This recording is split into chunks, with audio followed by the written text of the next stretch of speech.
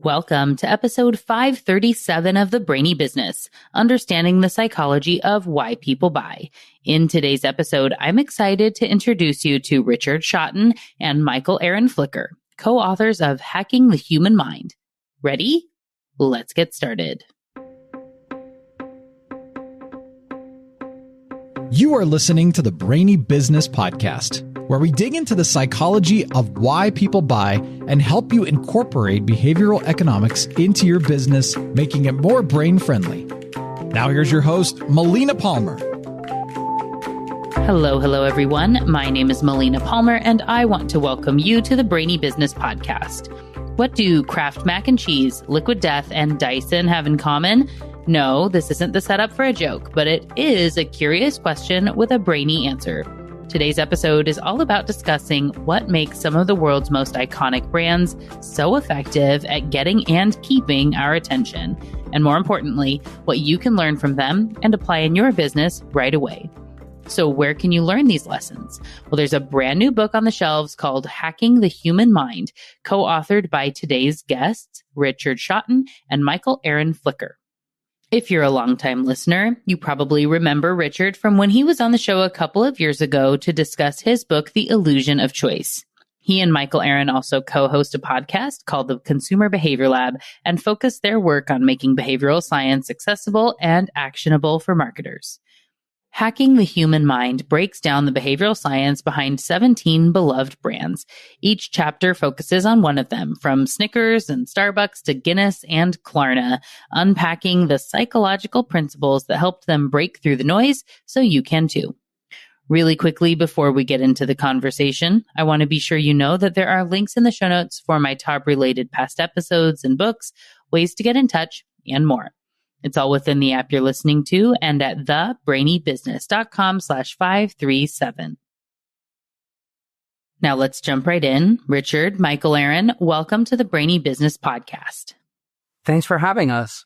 Yeah, good to see you. Yes, I'm so excited. And we are going to dig into the book and all of that, of course. And we always like to start by having people introduce themselves for those who don't yet know them. Let's go ahead, Richard. As you said, good to see me again. We've had you on the show before. Can you can go first. You can tell a little bit about yourself and the work you do. So yeah, it was a while ago I came on and I was talking about my last book, The Illusion of Choice, and I essentially specialize in how to take findings from behavioral science and apply them to marketing. So marketing in its broadest sense, whether it's pricing, promotion, or product. And I've written 2 books so far, Illusion of Choice and Choice Factory. And then Michael and I have just written a third called Hacking the Human Mind. Yes. Excited to hear more, of course, about the new book. And before we jump in, of course, MichaelAaron, can you share a little bit about yourself? Thanks so much, Melina. I am co-author of Hacking the Human Mind with Richard. I'm also founder of the Consumer Behavior Lab, which is dedicated to connecting academics to practical marketing. You've been a guest on our podcast, and we'd loved having you there. And outside of that, I've launched and grown many different successful brands and businesses by using behavioral science and applying those principles across a number of different industries and categories. It's super excited to be here and chat with you today. Awesome. And I thank you for having me on your show, which again, it's amazing how much time happens between these, like you said. So Richard, it's been a while since you were here. And then we start to look back and go, my gosh, how many years has it been? Which does not seem right. But that's why we all have to just keep writing books so that we have reasons to reconnect, I guess, is the way that comes together. So I think, Richard, this is your first time co-authoring a book, right? Your other 2 books you wrote solo. I'm fascinated by this process, and I always ask people when I know they've done some solo and then they do a co-author, what's the difference for you in writing solo versus with a co-author? I think the big upside is getting around this problem of the curse of knowledge. So whoever's writing a part, you think what you're communicating is crystal clear, but when you have a second pair of eyes, then suddenly I think it picks up all those moments where you might have previously left the reader befuddled. But actually, by having someone else take a critical eye on it, it makes it that much better. So I think that worked in both directions very, very, very well. Yeah. MichaelAaron, what do you think about the process? I was thinking about it since it was my first time writing a book. Sometimes you're not sure what to ask or what is appropriate. Richard, for all of us that have listened to him talk, so many times he'll say something and I'm like, wait, do I actually understand that? And did I understand that in a way I could use it in the future? And so it's been a lot of fun. I think fun has been a underscore of the whole experience. For those of the listeners that haven't written a book before, harder than I think most people would imagine. Even if you think it's hard, it's even harder than that. Yes, I can agree. The good thing is, though, I think similar to as they say about like having children and whatnot, you do forget how bad it is in the midst of it. And it's good. There are lots of good things about it, but there are also a lot of struggles and frustrations and late nights and whatnot. But then you go, that wasn't that bad. I bet I could do another one of those. Yeah. I think some of that pain comes from the fact that if you give a presentation, you can often gloss over logical gaps with a bit of, razzmatazz or a nice picture on the screen. It's remarkable how a presentation is a great way of entertaining people, but often it's not a great way of testing an argument. If you write something down, it is out there, warts and all. So I think that process is painful because it exposes the argument to the strongest pressure test you could have. Yeah. And you get, I think, and there will be someone that will always follow up. People read books much more closely than, like you said, they pay attention in presentations and whatnot. And it's gone by the time you said it and someone goes, what did they say? And then they're like distracted and keep listening. You can't go back and reread it. I do like this idea though of, we could just put insert razzmatazz here in the books to fill the gap. Insert joke or witty cartoon in the background. Yeah. Be smart. Next.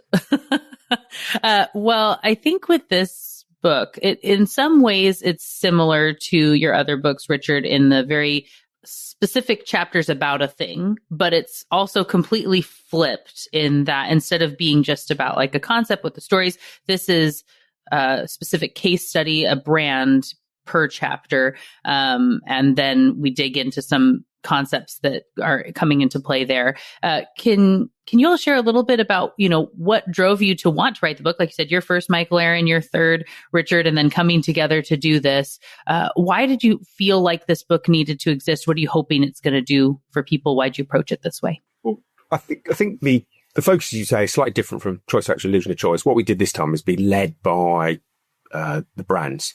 So 17 brands, each brand is the focus of a chapter, and there's a little potted history about that brand, reasonably short, but why it's been such a success.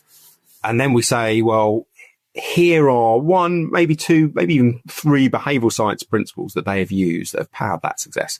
Now, of course, it's not entirely driven by those behavioral science biases, but they are a big determinant of some of the kind of power of that brand. And I think why that's a really useful approach is by focusing everything on the brand. It makes it much more concrete. I think it makes the principles easier to understand because you start with the commercial product that everyone knows, whether that's Haagen-Dazs or Liquid Death or Amazon Prime, and then you go on to the behavioral science principles. And having it be concrete and having it be understandable was like part one of our mission. And then making it apply to how you can use it in your business was part two.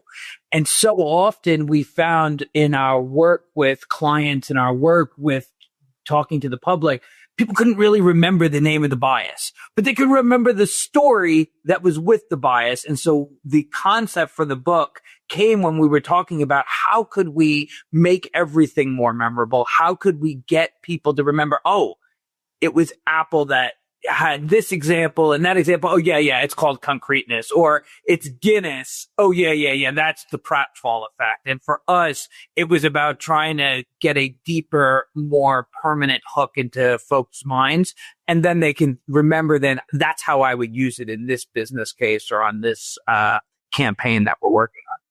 Yeah. And we all know, right, that those stories are more memorable for people. And it's nice when it's a beloved brand. It's something that we know and like about them. And you can also, even if you haven't seen it, you could go look it up pretty easily, right? If someone wasn't familiar with, like you said, Liquid Death, that they could go check that out and see what those cans actually look like. Or if they weren't as familiar with Red Bull, right? They can go look at that. And these days, it's like, who doesn't know many of these brands? And that's the point. But, you get to learn a little something different in those stories. And what I really like about this too is that it shows how, like, as you pick one aspect of one piece of one story, and it's like, here are, and I know from doing similar work, right? Where it's like, these are just 3 of the many things happening just in this one singular moment in time that we've grabbed from like the box of macaroni and cheese. And you know that brand has so much else going on. I think it helps to show just how complex and interwoven behavioral science can be for people, right? Where you see, like, here's a little bit of how you would use it, and it opens the door to see, and wow, there's a lot going on that we couldn't even touch on here because it would have been a tome of a book. I think you're absolutely right on that. So, for example, with Kraft, the bulk of the chapter, all talking about Kraft Mac and Cheese, is around this idea of expectation assimilation, the idea that what we expect to experience guides our experience. And then we follow up in that chapter with a kind of smaller little tactical bias that's applicable to many challenges, this idea of pareidolia. So the tendency people have to spot patterns that don't necessarily exist. So we often see faces in clouds or faces in the bark of a tree. Now, we talk about that with relationship to Kraft Mac and Cheese because they famously put a macaroni smile on the box. But actually, you could have talked about that in the chapter for Amazon. That, they famously do the smile that links, I think, A to Z on their logo. But the point is, there's no point in repeating these biases 10 times through a book. And really, what we want is it to be a practical tool. People can take the learnings and then apply it to that work. So whether it's Kraft or Amazon, it's really a route into what these principles are. And then suggestions, and this is the key bit, suggestions about how you can use them as a marketer. It was interesting for me having this start with the Kraft macaroni and cheese. And I had just had an instance with my 3-year-old, I'm going to say the night before. It might have been a couple days, but it felt like it had just happened. And we said we we're going to make him macaroni and cheese. He was being upset, saying he didn't want the macaroni and cheese. We had bought some Velveeta shells at one point, and he was like, not full fit or anything. Was very adamant. He didn't want macaroni and cheese. I don't want it. And he said, just want the smiley one. I want the one with the smiles. I want the smile mac and cheese. And I was like, oh, this is the box we have. This is what you want. He's like, oh yeah, good. I want that one. And then went on his way. And we've never talked about the box being a smile on it, like maybe at grandma's house or something they have, but that my 3-year-old very adamantly only wanted the smiling macaroni and cheese is shocking, ridiculous, whatever. Right?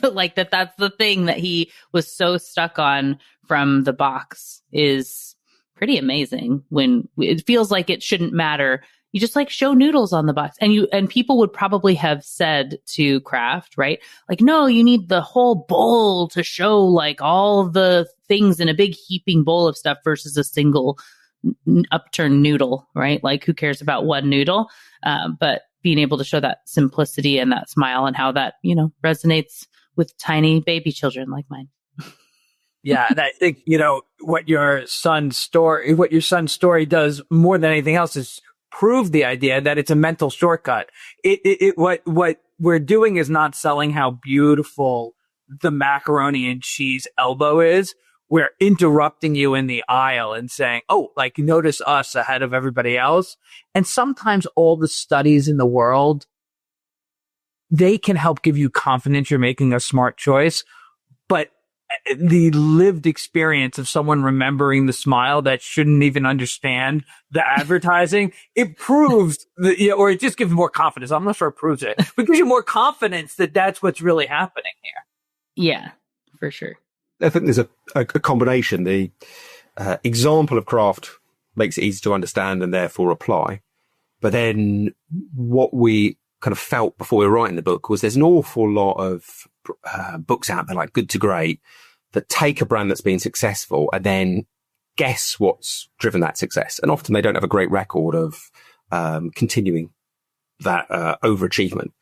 So what we wanted to do here is not just say, here are 17 brands that are super successful and these are some things that you could replicate.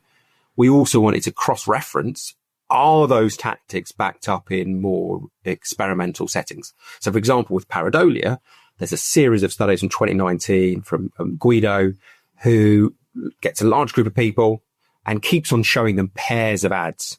And sometimes the ad will be kind of have a basic message. Other times there'll be the basic message and a face-like object. And what Guido shows is that 80% of the time, people, when they're monitored via eye tracking, they will spend more time looking at the pareidolian image, that is with the face-like image, than the other one.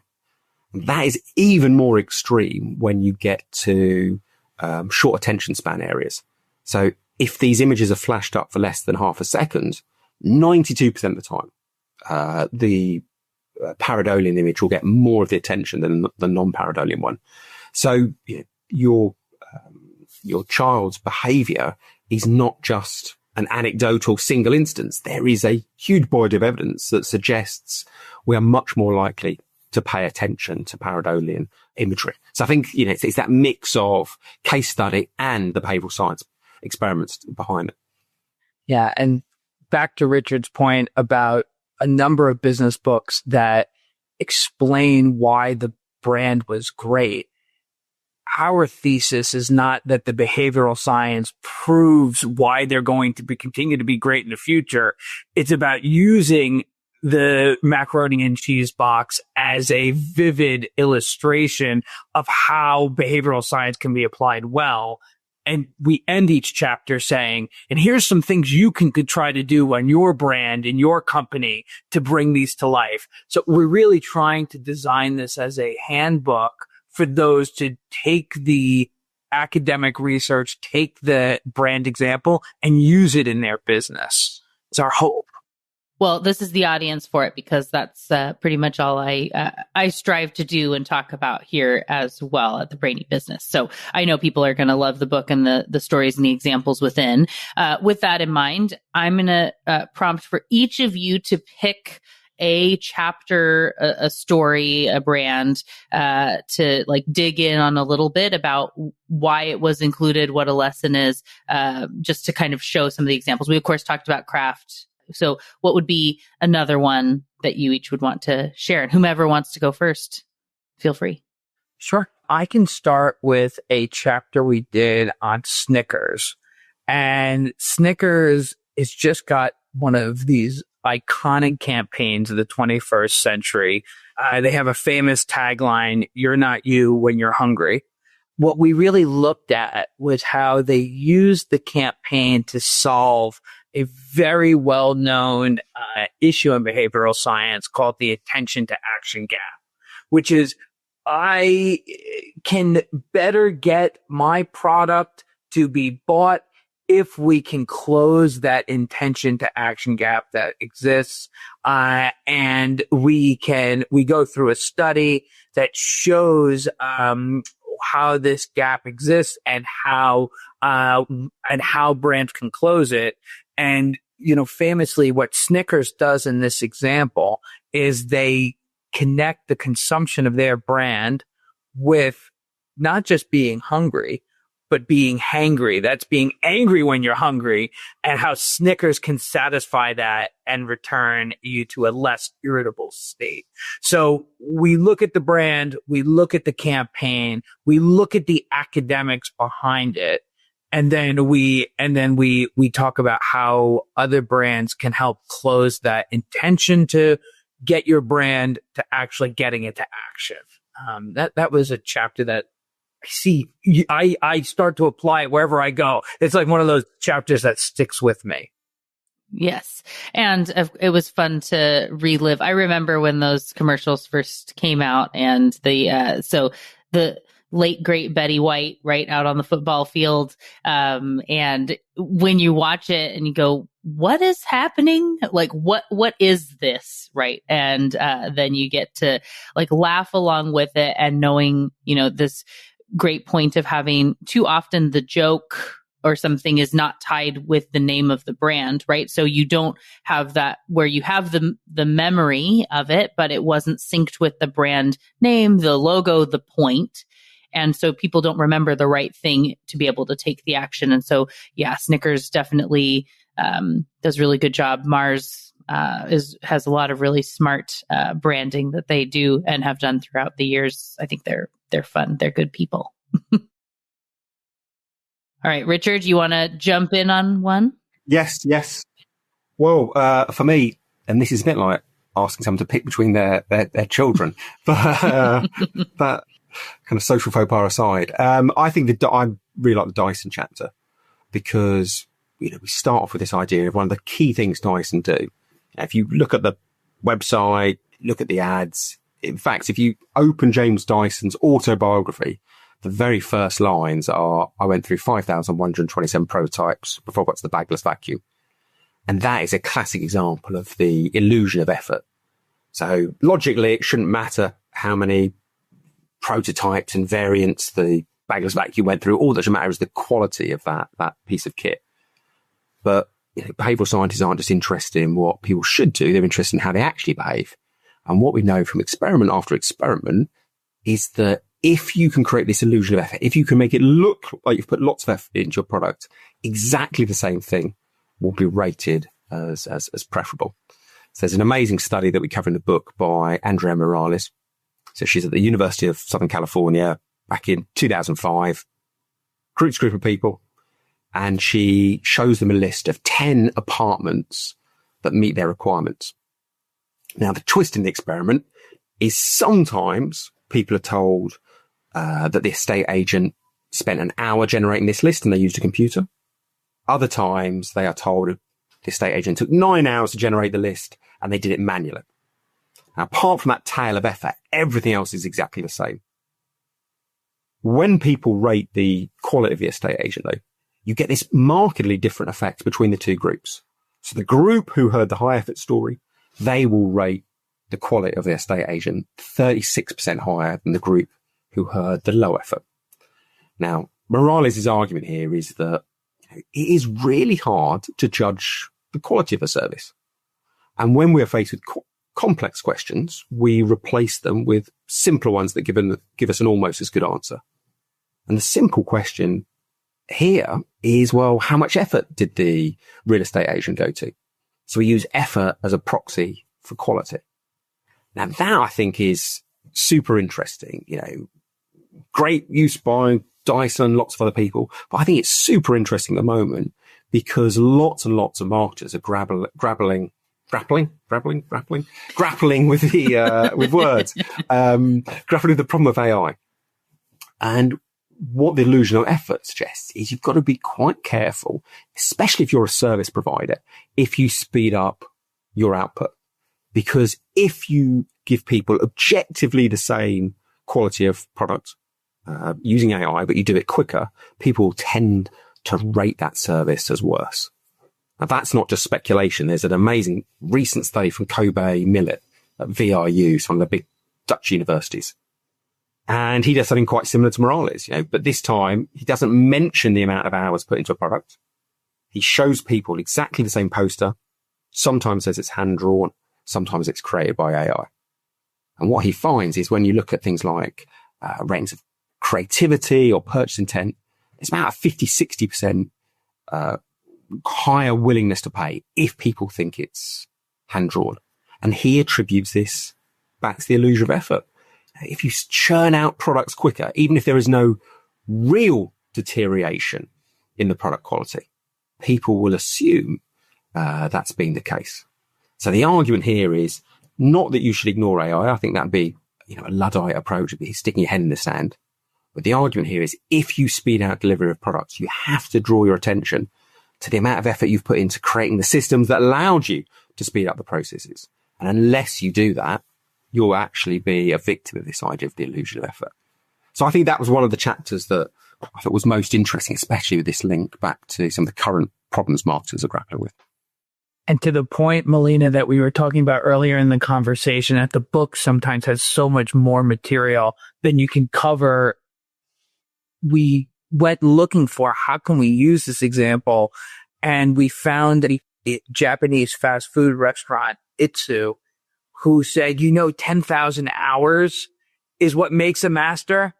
Our family's been doing this for 744,600 hours, 80 years of making miso soup.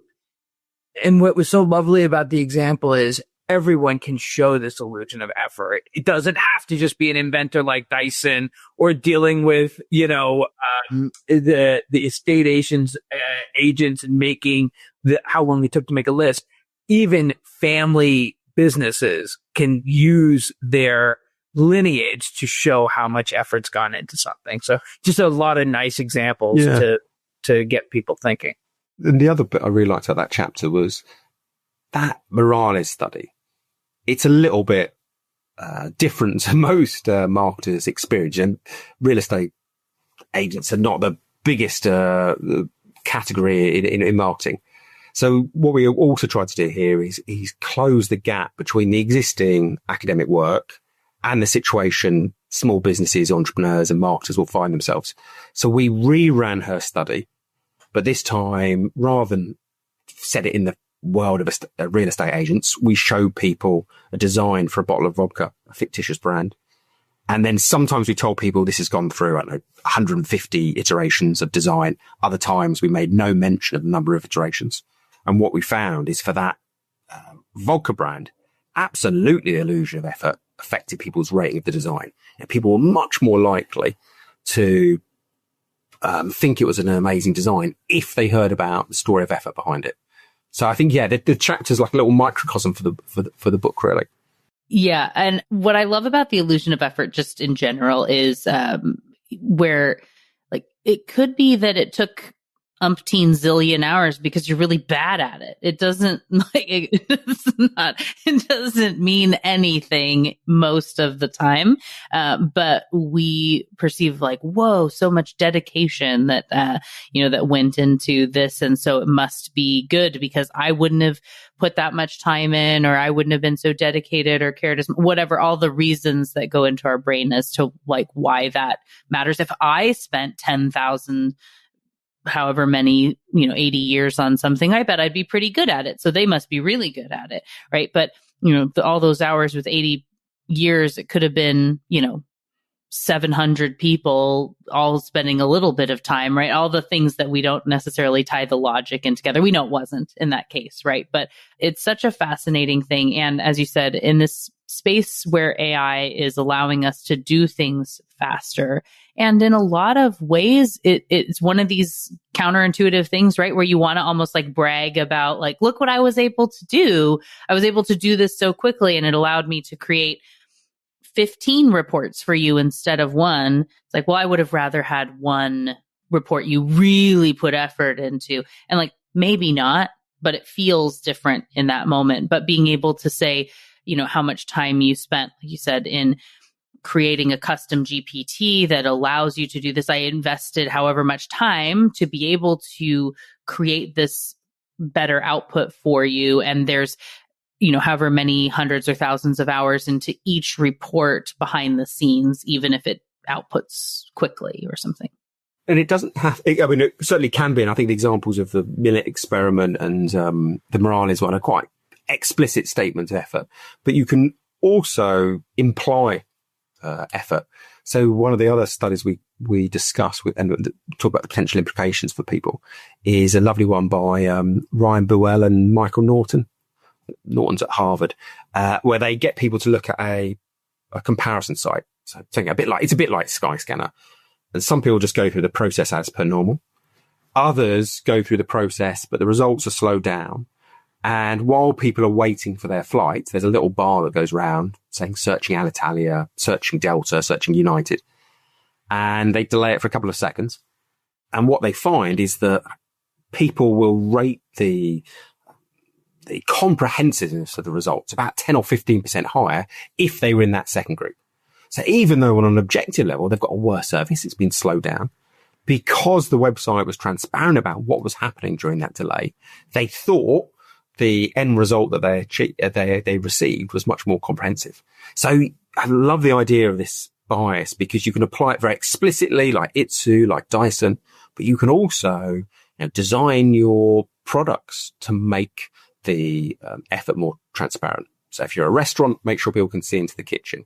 If you're an ATM, make sure people can see the banknotes being counted for a graphic display. So there's so many ways to apply this principle. Yeah, absolutely.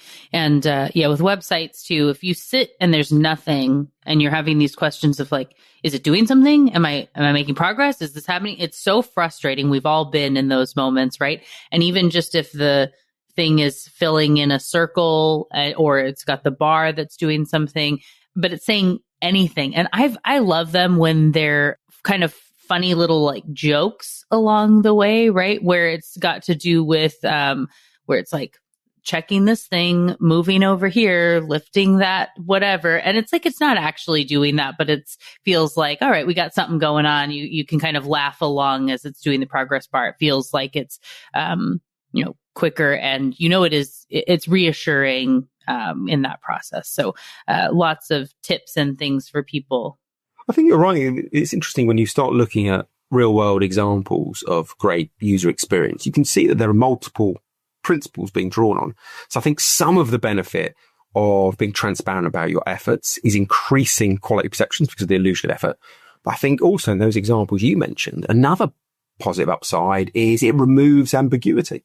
There are all sorts of experiments in this idea of ambiguity aversion, that small elements of doubt cause a disproportionate amount of pain. So if nothing's changing on the screen, there's a little bit of your mind that's thinking, oh my gosh, my credit card's been stolen, the thing's broken, it's all gone wrong, I have to fill all these forms in again. So just removing that small seed of doubt has a outsized impact. So yeah, I think it's an interesting example just from that itself. Yeah, the other thing that comes to mind from the conversation is, Melina, you naturally went to examples where there was like personality being shown, jokes being thrown. I was originally thinking about how this is a close cousin of costly signaling, but I wonder what you both think. Like, there's something about the brand having confidence to not just respond with the technical action occurring, and we see a lot of SaaS services imbuing personality into the software as it's working.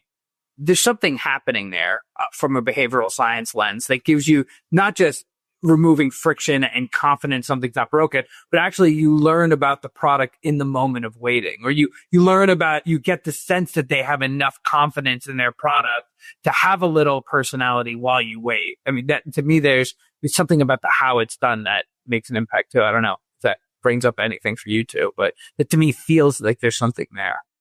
Yeah, I would say for me, it has to do with that kind of, when you're tying into an identity and how people can become so intertwined with the brands that they really love. And when that brand has a consistent personality that you're able to see, and that kind of reflects something you thought was a funny little joke or whatnot, right? It's like, oh, they get me, right? And those moments of reassurance of, oh, I like them. I like that. That is always good in the continual buying process, right? I talk about that in that way of like people buying in on you with in between moments of buying, right? That you have those little bits that are kind of fun. And I think, tying in with the identity is what comes up for me. What about you, Richard? Yeah.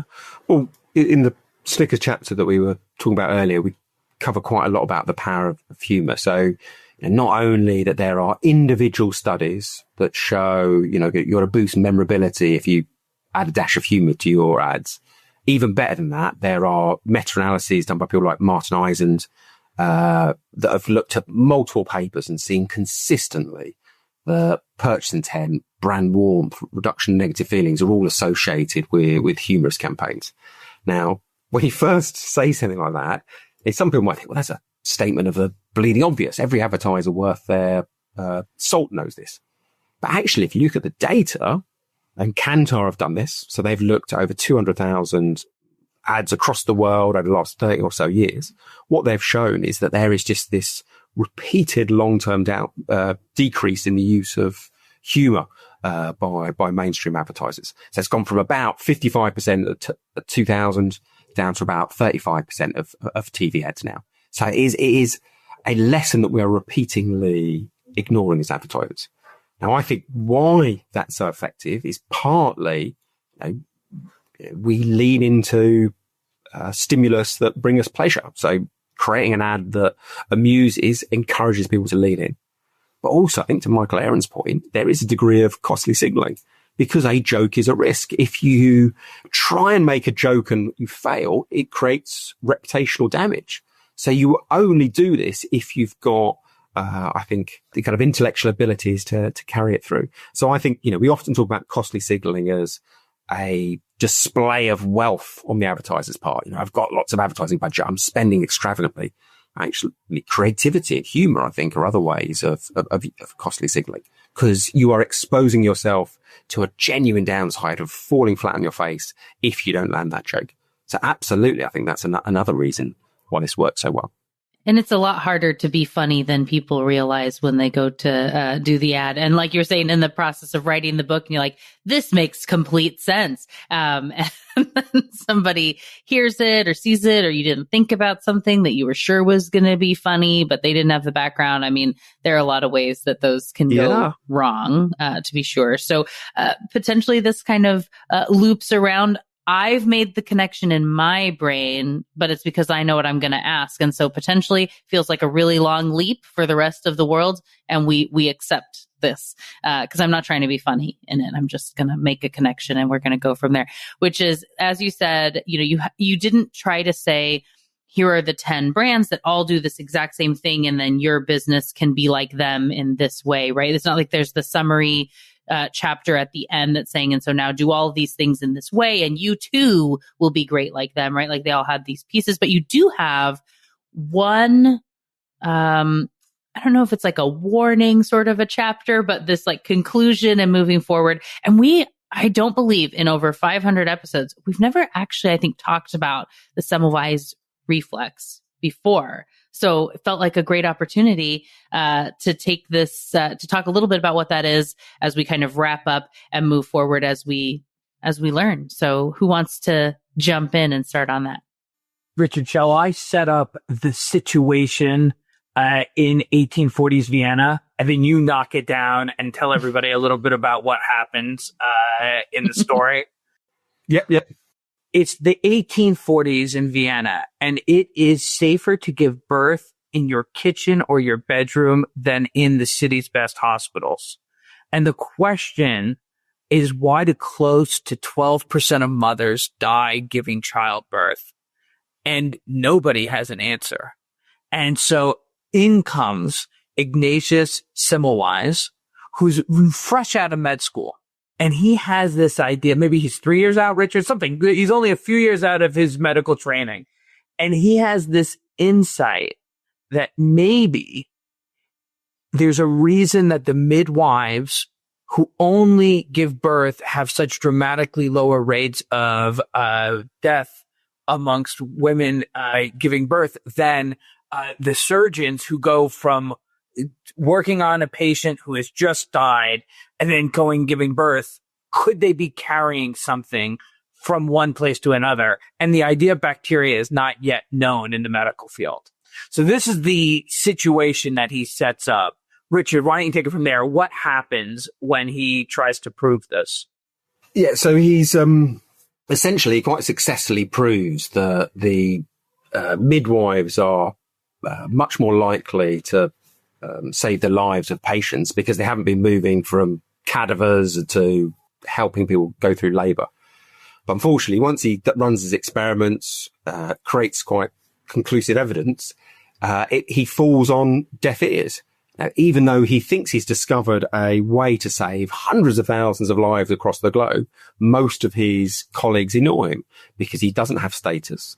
And then he hasn't published any provable experimental data.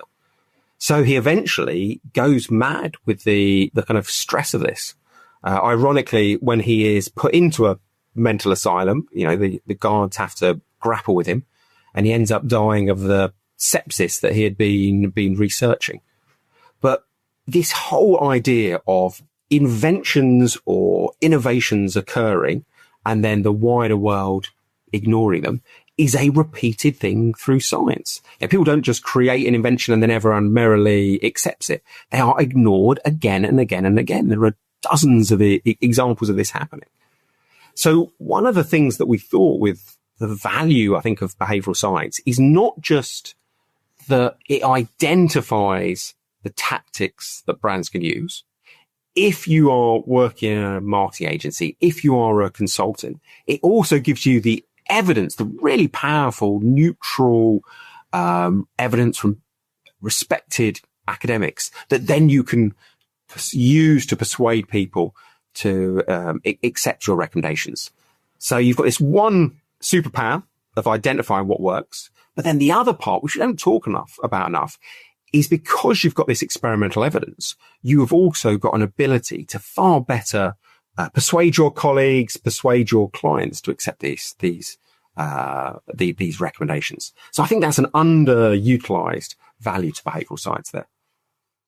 Absolutely. And having the story, like you said, of being able to say, like, look, here is how Facebook did this, or here is what Liquid Death did, and which is why I'm recommending we do this. And look, it was in a book. It's real, right? It exists here. I'm not coming up with this myself. And there's this academic research that's already been so nicely collected and packaged for me to help be able to make the case as I want to implement what I learned in those nice, tidy little packages of wrap up tips after each chapter, where you have just a couple things that people can be doing there. And I think the summary piece that came in there on that Semmelweis reflex also being that those doctors didn't want to admit to themselves that they had been doing something to harm their patients, right? And so it was easier and it's like backfire effect, confirmation bias, can't have that cognitive dissonance to say, like, that cannot be true because this can't be my fault, right? Is the mentality on it. And similar for the people that are running the marketing or that are the CEO of the brand or at the agency that have been doing something for a really, really long time. And when you come in and say, let me show you why what you do is bad and this new thing is good, like, you're kind of setting that up to fail. So framing will really matter, and learning about how to present that information can make all the difference of whether people buy in or not.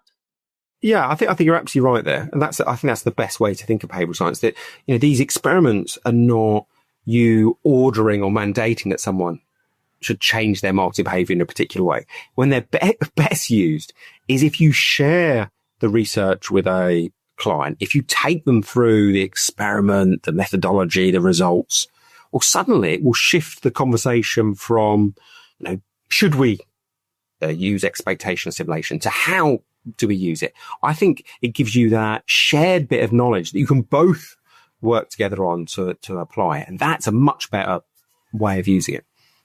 Yeah.